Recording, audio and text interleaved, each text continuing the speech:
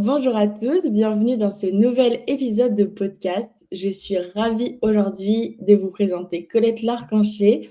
Colette, si tu veux te présenter, je te laisse le micro. Bonjour à tous, donc je suis Colette Larcanché, art thérapeute pluriexpressionnelle, qui est donc une dimension de l'art-thérapie que j'ai créée il y a une vingtaine d'années. Je suis art thérapeute depuis, je dirais 40 ans à peu près, non? Peut-être plus même, hein, parce qu'à l'époque, on n'avait pas les mêmes formations que maintenant, les mêmes titres. Donc l'art-thérapie, elle se déclinait d'abord sur une pratique de terrain, du fait des publics qu'on accompagnait. Et moi-même, j'étais éducatrice d'abord auprès d'enfants autistes et psychotiques. Et c'est comme ça que j'ai eu l'idée d'utiliser la musique dans mon travail. Étant musicienne, ça me paraissait tout à fait naturel d'utiliser un autre outil de communication avec des enfants qui étaient sans langage. Et donc, voilà, toute l'histoire a commencé dans ces années 80, on va dire. Voilà, c'est très vieux maintenant, les années 80, jusqu'à la création de ce centre de formation intitulé Puzzle, et qui dépend de l'Association régionale d'art-thérapie Nord-Pas-de-Calais. Merci pour cette petite présentation. Déjà aussi, il faut que je vous dise, chers auditeurs, que moi, je suis une ancienne élève de Colette, mais du coup de Puzzle.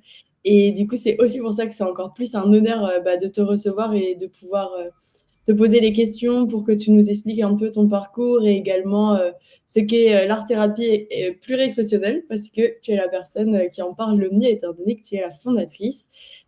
D'abord, j'avais une question, parce que là, j'ai une question qui me trotte dans la tête, du coup. Quand toi, tu as commencé l'art-thérapie ou tu étais, du coup, éducatrice, comment tu as fait pour trouver des informations? Parce que j'imagine qu'il ne devait pas y avoir beaucoup d'ouvrages en français. Comment ça s'est passé? Est-ce qu'il y avait un collectif? Comment vous avez fait, en fait, à l'époque? Moi, j'ai commencé par la musique, hein. La musicothérapie était beaucoup plus développée de toute façon en France. L'art-thérapie, on en parlait très peu à l'époque, donc dans ces années 80. Il y a eu un premier, je pense, un premier diplôme universitaire en art-thérapie fin années 80, hein, entre 80 et 90. Donc, c'était vraiment la période où tout ça était en mouvance et commençait à émerger. Mais l'implantation de la musicothérapie remontant aux années 60, c'est vers ça que je me suis dirigée la première fois. Et donc, du coup, ça m'a quand même donné, ça m'a ouvert un champ d'études qui m'a rapproché très fort, évidemment, de ce qui est maintenant l'art-thérapie. C'est juste que c'était centré sur le son, la musique, voilà, toutes ces pratiques. Et donc, progressivement, j'en suis arrivée à l'art-thérapie parce que moi-même, je pratique également d'autres arts que la musique.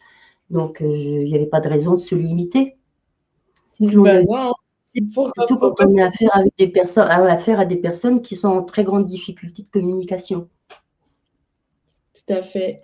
Et c'est vrai, pourquoi se limiter? Et avec l'art-thérapie pluriexpressionnelle, je trouve que justement, il n'y a pas beaucoup de limites en termes de créativité et d'utilisation des outils, des médiums. C'est vrai que personnellement, ça fait quand même un moment que j'ai fini la formation. Et des fois, j'ai encore des souvenirs de nouveaux outils, de nouvelles méthodes que je pourrais rajouter dans ma pratique actuelle. Est-ce que tu peux nous parler un peu du coup de l'art-thérapie pluriexpressionnelle? C'est bon, je suis enrhumée. Oui, donc je peux parler de l'art-thérapie pluriexpressionnelle, bien sûr. Donc en fait, tout vient de cette histoire hein, de travail avec des personnes en grande souffrance, mais surtout en grande difficulté, voire impossibilité de communiquer avec les autres. Et tout est parti de là, en fait. Et j'ai toujours dit d'ailleurs que ce sont les enfants autistes qui m'ont appris mon métier. Parce qu'en fait, ils m'ont amené à chercher, à être créatrice de mes propres outils de travail. Donc c'est ça qui m'a toujours passionnée. Et l'art-thérapie pluriexpressionnelle est née de ce besoin d'avoir un maximum de chances de pouvoir communiquer avec les autres et pas seulement des communications de langage, je dirais, standardisé, hein, qui plutôt traitent des besoins des personnes, mais aussi des moyens d'expression des émotions, des sentiments, etc. Donc c'est comme ça que l'art-thérapie pluriexpressionnelle, finalement, elle est née, on peut dire. dans ce creuset-là. Et puis ensuite, il a fallu bien sûr la théoriser, inventer des concepts pour pouvoir l'enseigner. Parce qu'il faut d'abord l'expérimenter avant de pouvoir l'enseigner. Donc c'est ce qu'on a fait à Puzzle avec cette foison d'ateliers, de publics auprès desquels on a pu travailler pendant une quinzaine d'années, qui a permis d'expérimenter et de développer, d'améliorer évidemment tous ces outils et d'en faire quelque chose de transmissible dans le cadre des formations. Donc OK. l'association des médias entre eux, alors plusieurs médias, c'est sûr, c'est déjà une partie importante de l'art-thérapie pluriexpressionnelle, mais pas que, c'est vraiment l'interaction entre les médiations qui va faire la spécificité de la TPE. C'est ce qu'on va appeler l'intermodalité. Alors, l'ATPE, du coup, l'art-thérapie pluriexpressionnelle, pour ceux qui auraient Voilà. pas suivi. Donc, du coup, il y a eu une quinzaine d'années, la découverte de l'art-thérapie, de la musicothérapie, toi, ton travail d'éducatrice, après l'expérimentation pendant plusieurs années, une grosse quinzaine d'années, et ensuite la théorisation de manière à pouvoir En fait, ça s'est fait en même temps. Rien n'a été d'abord programmé, parce que jamais je n'ai eu l'idée. Il y a 30 ans, je ne savais pas que j'allais arriver à ce niveau-ci. Voilà. Et donc, rien n'a été programmé. Ça s'est fait vraiment en fonction des besoins aussi des populations avec lesquelles on travaillait, puisque le puzzle, c'est d'abord créé pour pouvoir s'adresser à des publics hors structure. Sinon, jusque-là, on avait bien sûr des professionnels dans les structures de soins, dans les structures spécialisées, dans les institutions, hein, c'est comme ça qu'on les appelle. Et donc moi, mon idée, c'était vraiment d'aller proposer l'art-thérapie à des populations très larges et bien sûr, parfois en difficulté, notamment dans certains quartiers de l'île avec lesquels on a travaillé beaucoup dans les débuts de l'association. Et je me suis rendu compte qu'il y avait là des besoins énormes. Donc, ça m'a changé évidemment de mon public avec lequel je travaillais habituellement. Mais c'était d'autres besoins, d'autres demandes. Il fallait travailler différemment l'approche des publics, savoir présenter l'art-thérapie à des publics qui me regardaient dans les conseils de quartier avec des yeux comme des soucoupes, parce qu'ils se demandaient vraiment de quoi je parlais. Et donc, il fallait trouver les mots pour pouvoir, entre guillemets, être compris. Donc, je me suis retrouvée dans la situation de celui qui doit mettre tout en œuvre pour se faire comprendre. Alors que moi, avant, je travaillais avec des personnes qui ne pouvaient pas se faire comprendre. Et j'ai essayé de créer des outils pour pouvoir communiquer avec eux. Donc, c'était un petit peu comme si la vapeur était inversée. Mais ça nous a beaucoup apporté et beaucoup appris en fait. Et donc toute cette synergie-là, cette mouvance, cette foison de pratiques, puisqu'on a même aussi travaillé dans des écoles. Enfin, on a vraiment lancé des projets plurigénérationnels. On travaillait dans les centres sociaux, dans les maisons de retraite. Enfin, on allait partout. Et ça, c'était pendant la première dizaine d'années vraiment de puzzle, on va dire. On était avec notre bâton de pèlerin et puis on allait porter la bonne parole, quoi. C'était un peu ça. Voilà. On était compris, pas compris, moins bien compris, mais on a quand même réussi à obtenir des aides, par exemple de la mairie qui nous a fait confiance, qui a entendu notre discours. Voilà. Donc ça, c'est plutôt positif. J'ai même des personnes qui venaient d'autres régions pour me demander comment on avait réussi à obtenir des subventions pour pouvoir fonctionner et travailler avec toutes ces populations. Et bah, c'est trop intéressant et c'est hyper inspirant. Je pense que surtout les personnes qui nous écoutent, bah, c'est un parcours innovant qui change. On adore. Justement, en fait, moi, j'ai l'impression, c'est marrant parce que je me dis, mais en fait, c'était un peu comme l'art-thérapie pour tous. Et que ce que je fais maintenant, j'avais jamais vraiment fait le lien, en fait.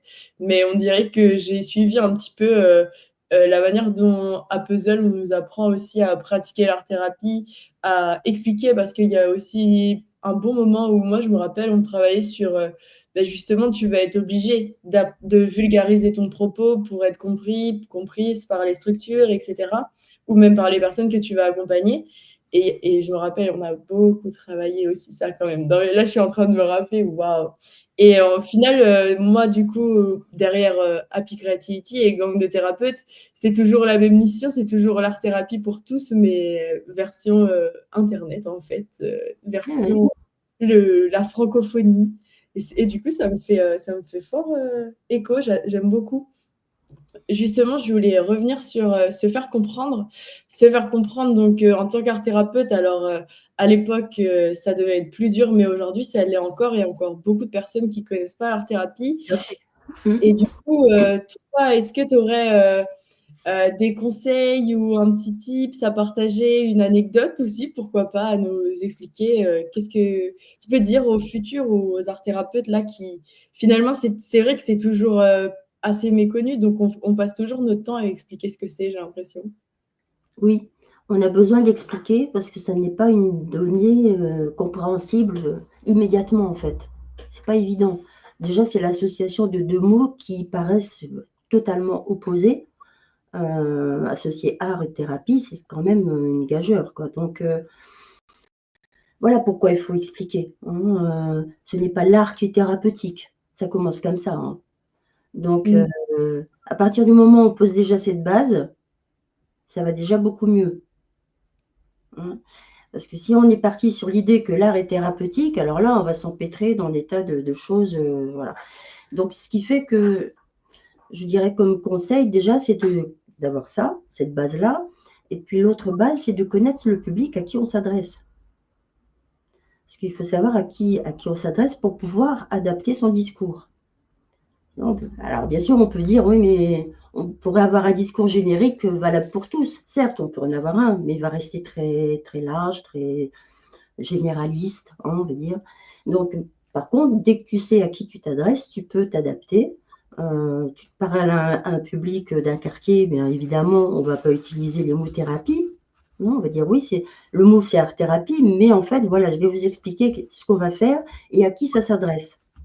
Vous, par exemple, monsieur, vous, par exemple, madame, voilà, ça pourrait vous apporter eh bien, une meilleure connaissance de vous-même, un apaisement de vos émotions quand vous en avez, mieux les connaître aussi, etc. Donc, on parle d'une manière simple, finalement, de choses que tout le monde ressent et vit dans son quotidien. Je pense que c'est comme ça qu'on peut être accessible.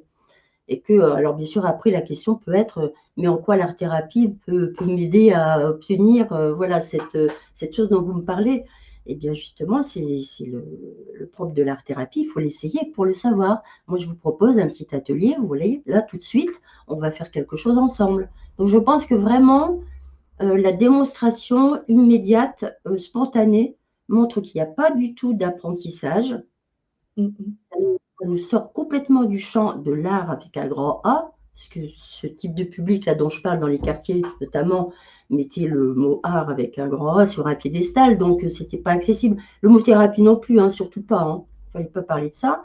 Donc le meilleur moyen, c'était vraiment de les mettre un petit peu à contribution dans une expérience, hein, d'art-thérapie, sans en dire forcément l'enjeu. Mais c'est comme ça qu'en fait, nous, on a commencé avec ces publics. Et puis après, il faut aussi avoir un discours plus professionnel quand on s'adresse à des professionnels. Hein, Très quand bien. vous êtes dans une conférence, dans une clinique, par exemple, eh bien, vous devez avoir un discours adapté aussi à ces professionnels. D'où l'importance d'avoir une formation. Aussi, Là, on peut se aussi. contenter de vulgarisation, ça ne va pas fonctionner, hein. Et du coup, le risque serait finalement d'être catalogué entre guillemets sans vouloir faire de jugement, hein, c'est pas ça, mais ça n'est pas notre domaine dans le bien-être. Complètement, en fait, c'est vrai que tu touches, là un sujet, qui résonne beaucoup dans le monde de l'art-thérapie et même, du coup, au sein de Gang, derrière la formation et cetera. Cette idée derrière l'accompagnement plutôt, cette idée de formation, d'être formé, la différence entre un thérapeute, un praticien, quelqu'un qui anime des ateliers et il y a c'est un vrai sujet en France et pour le coup, c'est un peu confus, il y a c'est vraiment confus et même quand les personnes veulent se former à l'art-thérapie, il y a beaucoup de personnes qui me posent des questions parce qu'en fait, ils comprennent pas c'est quoi la différence entre un praticien en art-thérapie et un thérapeute. Moi, du coup, ça me permet de te relancer sur la formation de puzzle parce que je sais d'avance que c'est un sujet qui va intéresser. Du coup, est-ce que tu peux nous en dire un petit peu plus sur, disons, les modalités, comment ça fonctionne, comment on apprend à devenir art thérapeute quand on passe par puzzle? D'accord. Bon, c'est sûr qu'il faut déjà des prérequis. Alors, il y a les prérequis officiels hein, qui sont liés au fait que nous délivrons une certification professionnelle, donc soumis à des contraintes évidemment normatives fondées par France Compétences, entre autres. Et donc, hormis ces prérequis qui sont le niveau d'études, bac+2 minimum, d'avoir une pratique artistique soutenue, voilà, ça c'est vraiment la base. Après, il y a des qualités d'être en fait, hein, qui vont nous porter ou pas vers un métier qui est fondé sur la relation d'aide.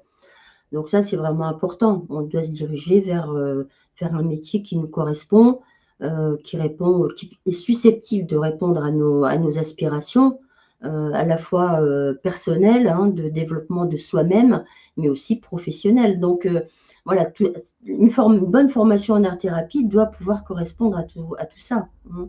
Alors forcément, pour entrer dans une formation, nous on vérifie que nos candidats présentent à la fois les prérequis officiels, qui sont très objectivés, on va dire, et puis des prérequis qui le sont moins, qui sont plus subjectifs, hein, qui sont de l'ordre du savoir-être, des capacités relationnelles, etc., des candidats. Ça, nous, on le vérifie dans des entretiens préalables, dans un dossier qui est soumis à notre commission de candidature. Et puis ensuite, eh bien, la formation, elle dure 2 ans. Voilà, une fois entrée, 2 ans de formation qui permettent d'obtenir cette fameuse certification, puisqu'en France, on a 2 types de diplômes. On a les diplômes universitaires qui sont délivrés par certaines universités, indépendamment les unes des autres, hein, parce que ce sont aussi des diplômes d'établissement, sauf qu'ils ne sont pas privés, ces établissements, ils sont universitaires. Donc ça, ce sont les DU, et à ne pas confondre avec un DE, qui n'existe pas en France, pas de diplôme d'État pour le moment, et les certifications professionnelles qui sont de même nature, mais délivrées par des organismes privés, comme Puzzle. Comme puzzle. Voilà. Eh ben, très bien, merci pour cette explication. Et du coup, parce que je sais qu'il y a aussi des formations qui sont en distanciel, c'est vrai que Puzzle, c'est en présentiel, c'est à Lille. Oui, ça c'est très important, c'est vraiment ce qui fonde notre socle, hein. Pour nous, il est impossible de former un art thérapeute en distanciel. On peut avoir des choses intéressantes en distanciel, mais ça peut être que ponctuel ou complémentaire. Ça ne peut pas être une formation de fond. Donc ça, on est regroupé à plusieurs écoles. Maintenant, on a créé un collectif qui s'appelle EPAT, hein, École professionnelle en art-thérapie, qui regroupe actuellement 5 écoles professionnelles en France. Et les 5 écoles sont des écoles qui dispensent leur formation exclusivement en présentiel. C'est le critère pour pouvoir intégrer cette fédération. C'est une sorte de fédération. Ça, c'est vraiment un critère important. Eh ben, je le mettrai dans la description du podcast parce que comme ça, vous aurez toutes ces informations.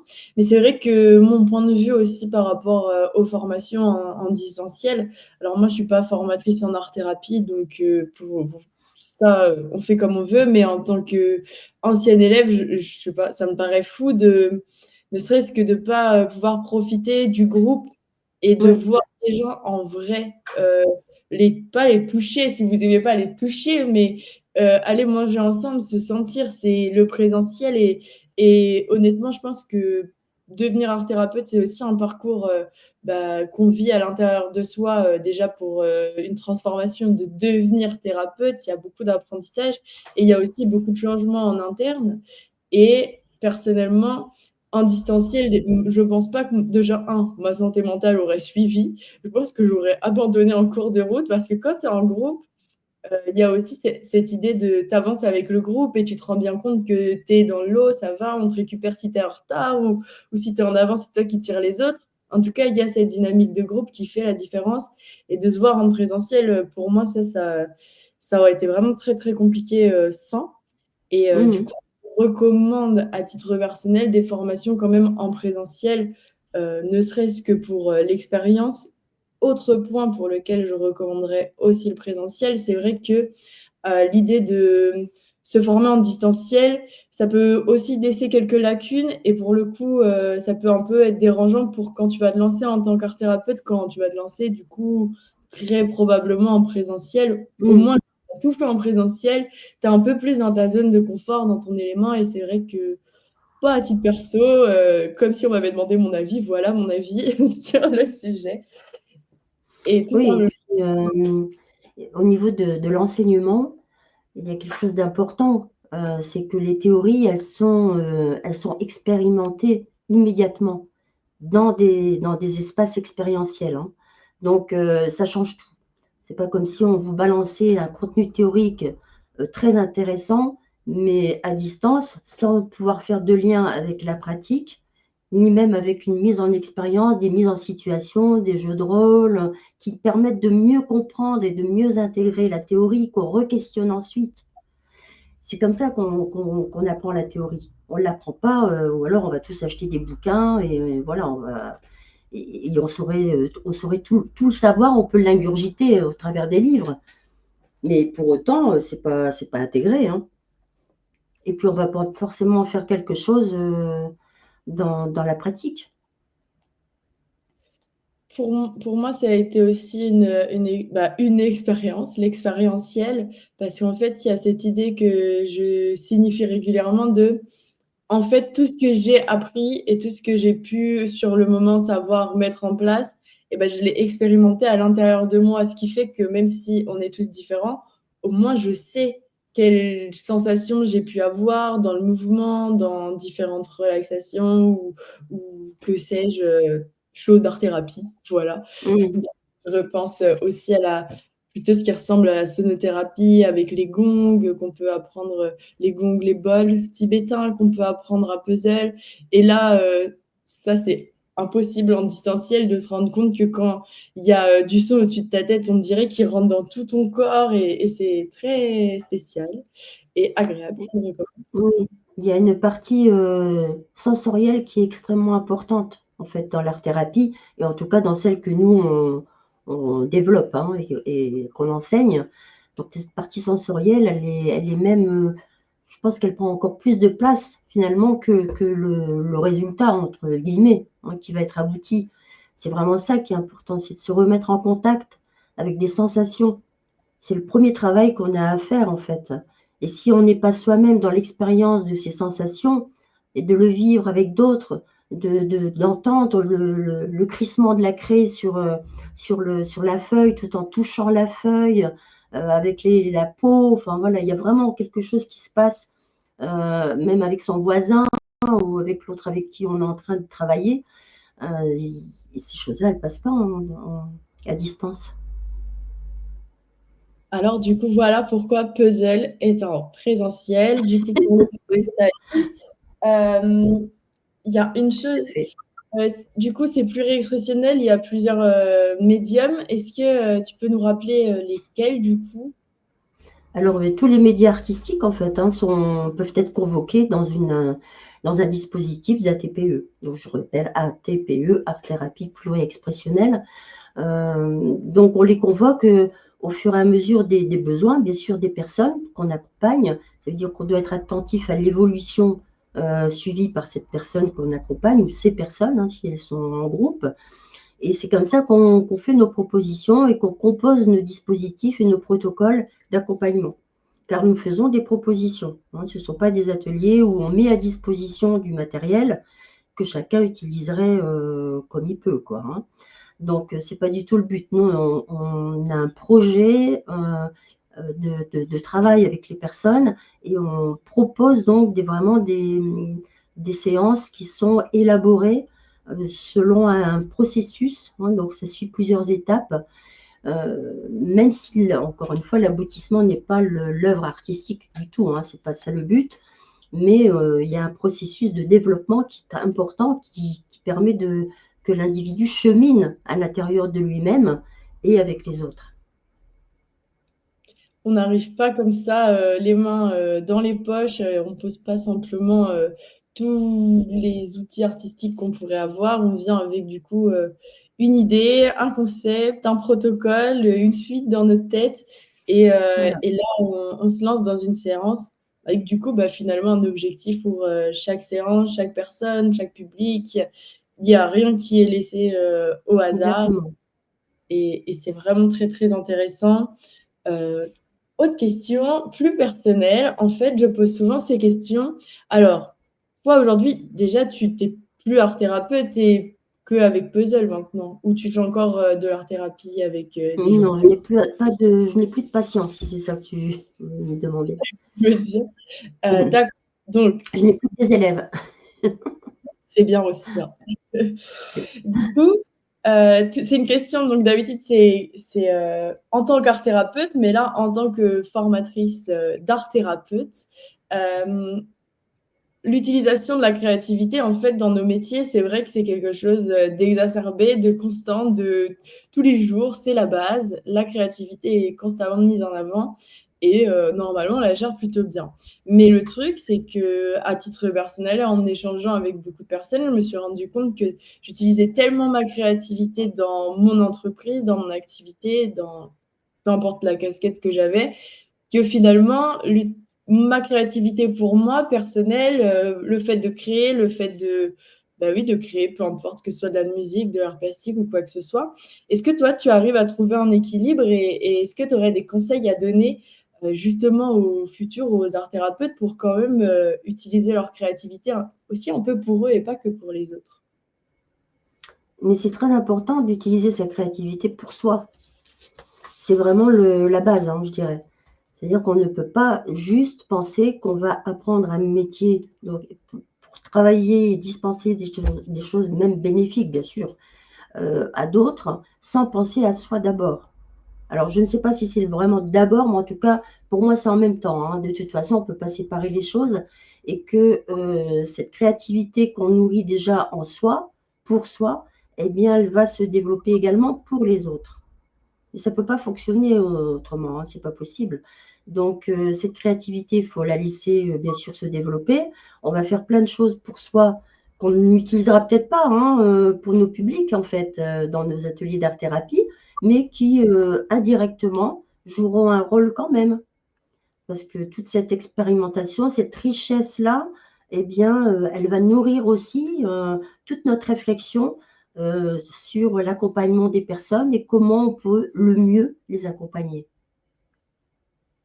C'est marrant parce que c'est pas mot pour mot ce que Rémi Rossi a dit, mais ça se ressemble beaucoup. Finalement, il y a plusieurs pensées qui s'entrecroisent de la créativité, mais c'est pas une option. Il faut continuer d'expérimenter pour soi. C'est très important.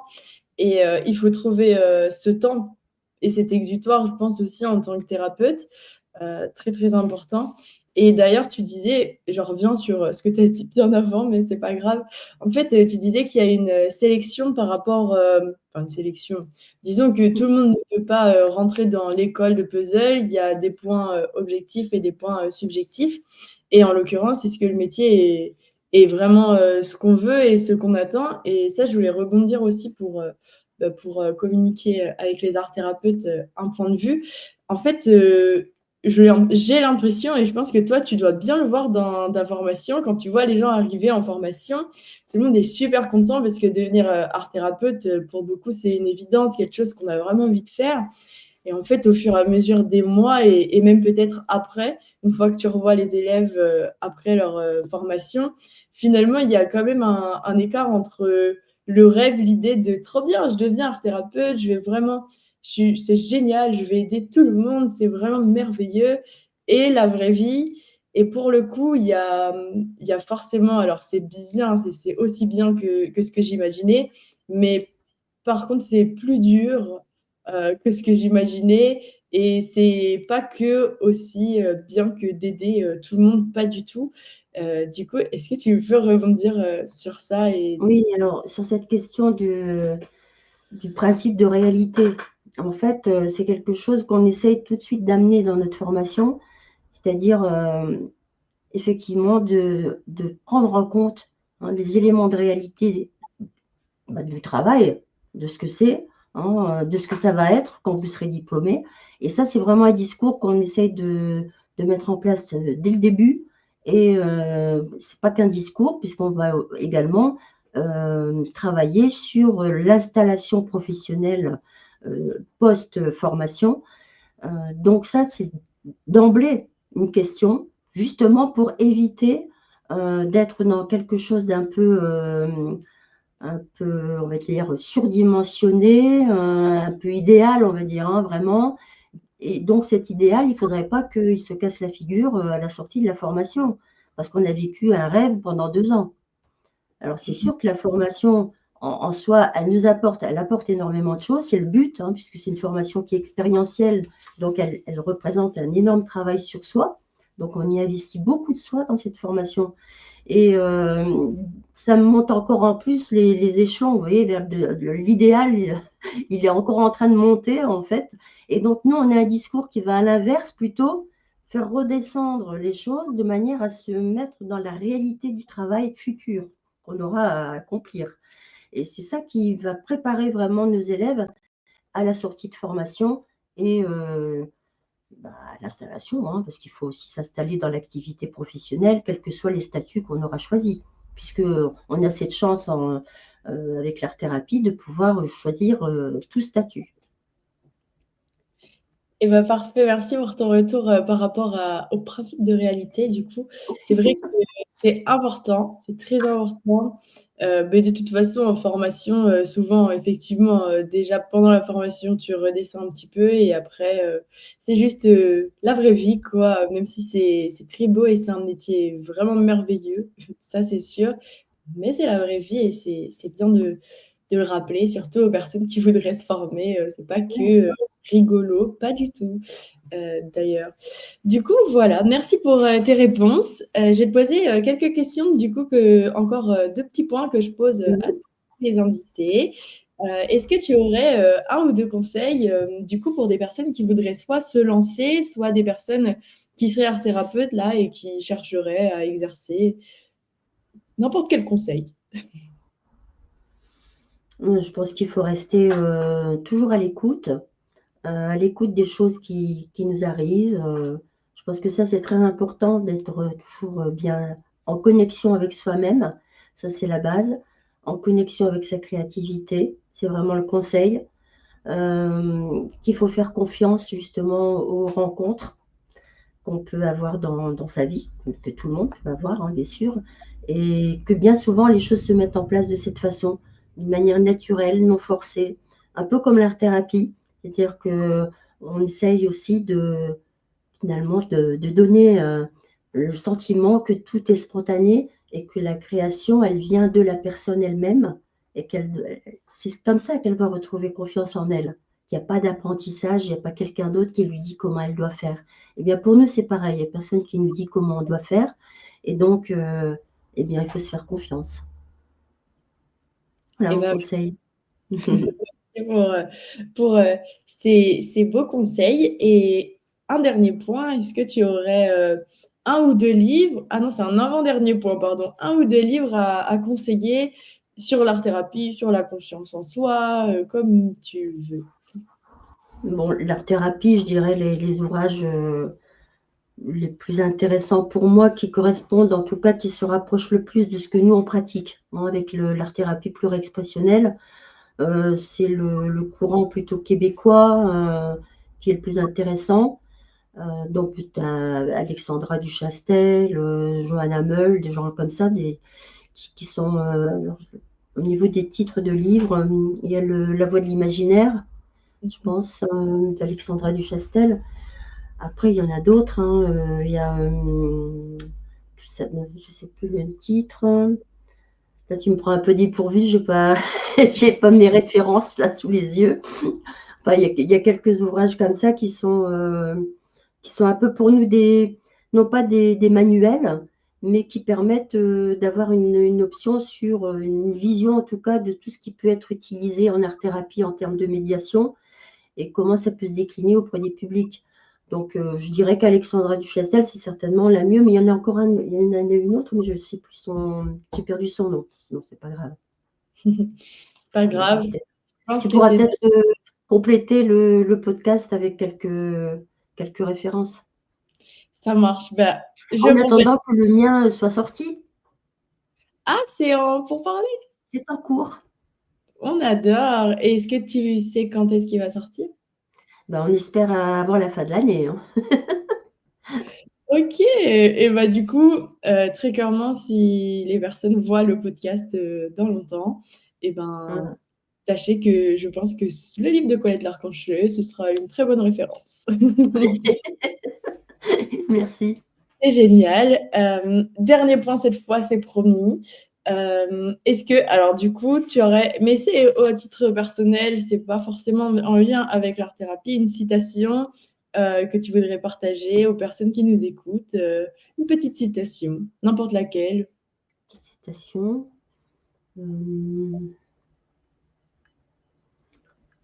Ce n'est pas le résultat qui compte, c'est l'engagement dans le processus. C'est C'est très, art-thérapie. l'inspiration d'un élève. On adore. Bah, c'est génial. Merci Colette. Merci pour, ton intervention. Pour les personnes qui regardent, je vous mets toutes les descriptions, tout dans la description, que ce soit l'école, le LinkedIn de Colette Larcancher, tout ce qu'il vous faut pour retrouver, les informations qu'on a dites pendant le podcast. C'était un plaisir de te recevoir. J'étais vraiment contente de pouvoir te présenter, à ma communauté Ouais, et merci. je te remercie d'être venue. Félicitations pour, le futur livre et je te laisse le mot de la fin pour dire, au revoir à tout le monde, à toutes les personnes qui vont nous écouter. Eh bien, je vous remercie de votre attention et puis c'était un plaisir pour moi de partager quelques petites choses comme ça de mon parcours et de cette belle art thérapie.